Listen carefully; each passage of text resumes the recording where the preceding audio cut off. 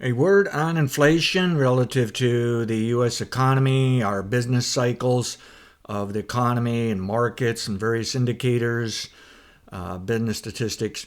And this morning we got news of a CPI revision by the government when they revised from those revisions of their formula how they calculate CPI inflation index and therefore the percent inflation.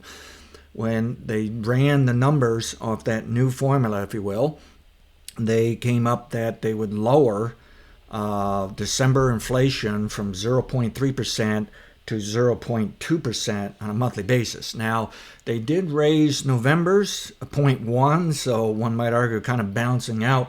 But basically, the stock market is looking at that just a December and just saying inflation was a little better than we thought.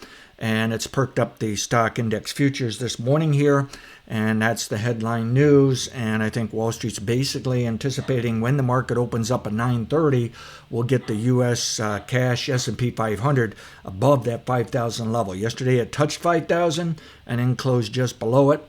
And so I then want to review some of this inflation, and I want to look at a very long term. You may have already seen this in the weekly update and some of our other updates.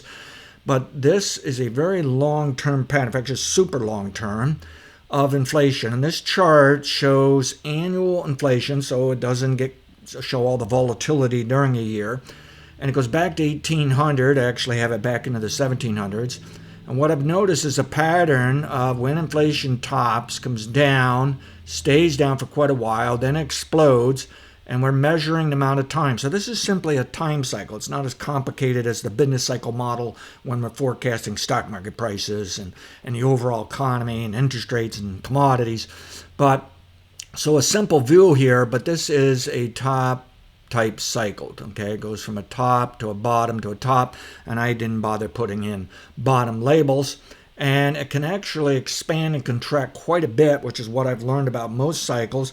Most cyclical people will tell you a cycle bottoms plus or minus 1 or 2 units of time. So if it was a 10-year cycle, they'll say plus or minus 1 year or something like that, okay? But I've learned they're really not that precise.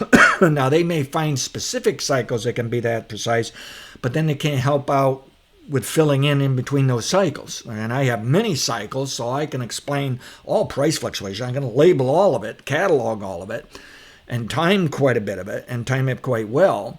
But I'm dealing with that most of these cycles really are quite variable, volatile, difficult to work with. The story behind them, the fundamental news, is practically always different, especially on a long-term basis. It's always a different story.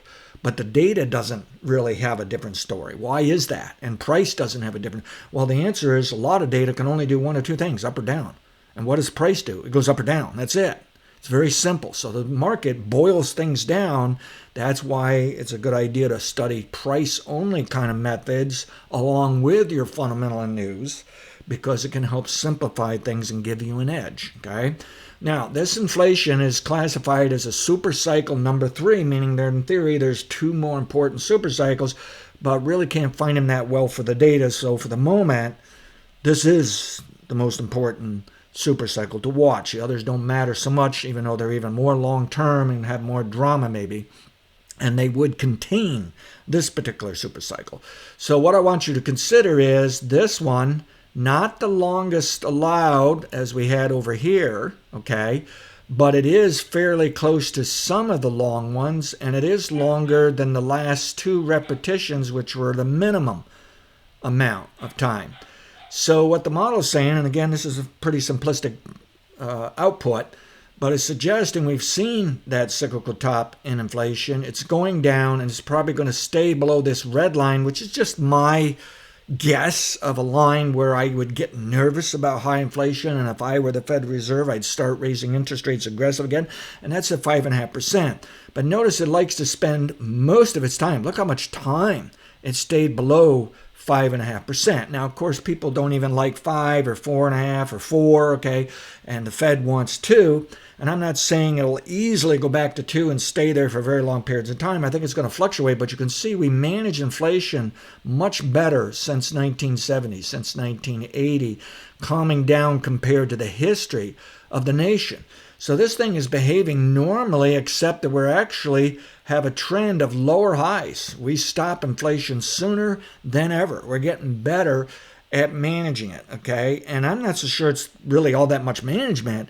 It's really our system of how we create things, produce things, how we run our factories, our inputs. We keep supplies up there enough to kind of balance demand so we don't get too carried away and start hoarding and panicking and driving prices higher. Other than, unfortunately, we got some bad companies out there that try to make an extra buck out of higher inflation, and that makes it even higher.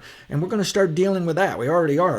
The world's dealing. Europe's really dealing, and they're starting to beat up on companies that do that. So we're going to talk more about gouging prices and the consumer and this and that in the future. But at any rate, there's a good chance this market, even though we called a super cycle bottom in 2020 for inflation, interest rates, I nailed it on interest rates.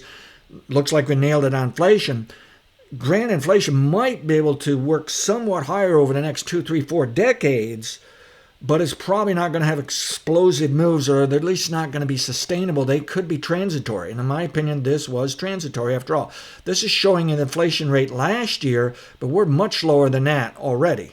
And we're on our way down to 2% or so, okay? Now, when it goes down to 0%, you actually have to worry the other way that maybe your economy is falling backwards, not such a good thing. And quite a few of our recessions and then prior depressions were disinflation or more likely deflation, meaning we had minus inflation. Things were just getting cheaper and it was hurting, a sign of a problem for the economy. And a lot of people think, well, very high inflation is the only problem for economy. No, there's many different types of problems, and you can also get inflation too low. At any rate, what I want to impress upon you is let's not get so nervous about inflation in the next few decades.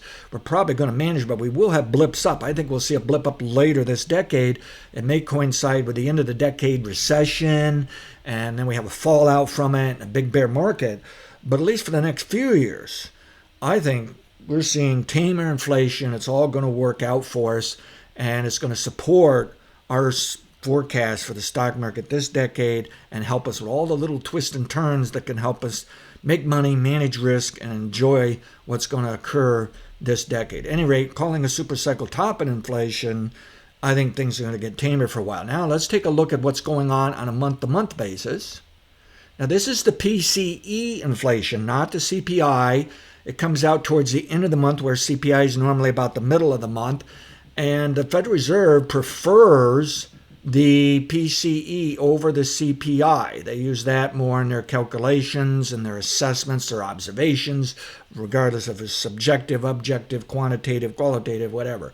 But notice this month-to-month inflation, it's still a bit noisy compared to prior years, but it's in the normal range back into the year 2000 even, okay?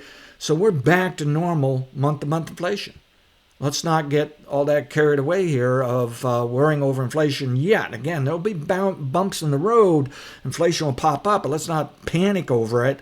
We want bigger moves, more sustainable moves, inflation, and then we can get upset. And this is the PCE inflation report, and look how much it's come down since the explosion back in 2021. That was COVID related, and then by some measurements it was still higher going into 2022. And then it's come down here. The trend is down, and we're trying to get back to that 2% the Federal Reserve prefers. Past results not necessarily indicative of future results. Thank you.